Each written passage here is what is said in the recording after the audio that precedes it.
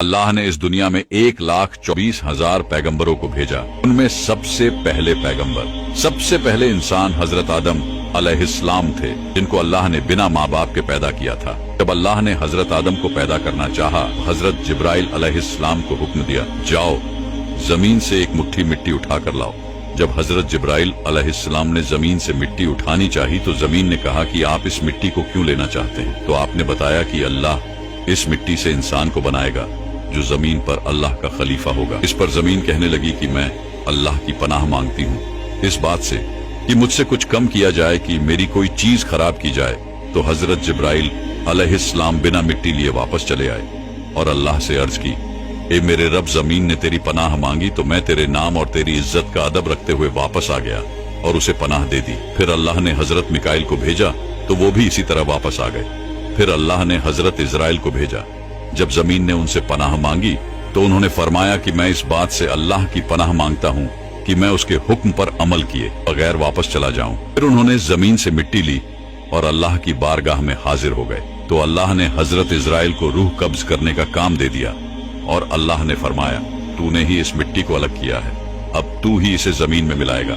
और इस तरह इनका नाम मलाकुल मौत पड़ा। हमारे नबी इरशाद फरमाते हैं कि अल्लाह ने हजरत आदम को एक मुट्ठी मिट्टी से पैदा किया है जो पूरी जमीन से लाई गई थी, जिसमें लाल, सफेद, काली, नरम और सख्त मिट्टी शामिल थी।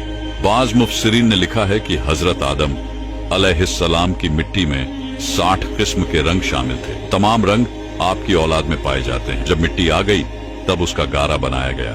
फिर कई साल तक उस पर बारिश बरसाई गई। फिर उसे हवाओं के जरिए खुश्क किया गया तो बजने वाली मिट्टी की तरह हो गई। फिर फरिश्तों को हुक्म हुआ कि इसको मैदान ए अराफात के पास वादी नौमान में रख दिया जाए। फिर अल्लाह ने अपने दस्ते कुदरत से हजरत आदम अलैहिस्सलाम का पुतला बनाया। जब हजरत आदम अलैहिस्सलाम का पुतला बन गया तो फरिश्तों ने अब से पहले इतनी खूबसूरत शक्लो सूरत नहीं देखी थी। वो हजरत आदम अलैहिस्सलाम का चेहरा देखकर बहुत हैरान हुए। फिर वो 40 साल तक पुतले की शक्ल में ही पड़ा रहा। फिर अल्लाह ने रूह को हुक्म दिया कि हजरत आदम अलैहिस्सलाम के जिस्म में दाखिल हो जाओ। तो रूह ने अर्ज किया, या अल्लाह, ये जगह निहायत गहरी और अंधेरी है।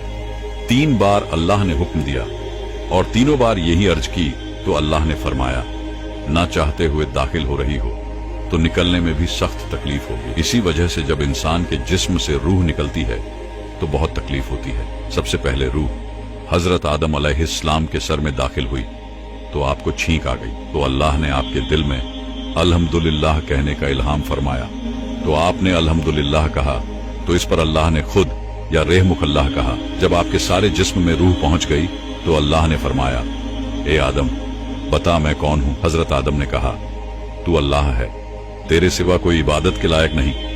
अल्लाह ने फरमाया, तूने सच कहा।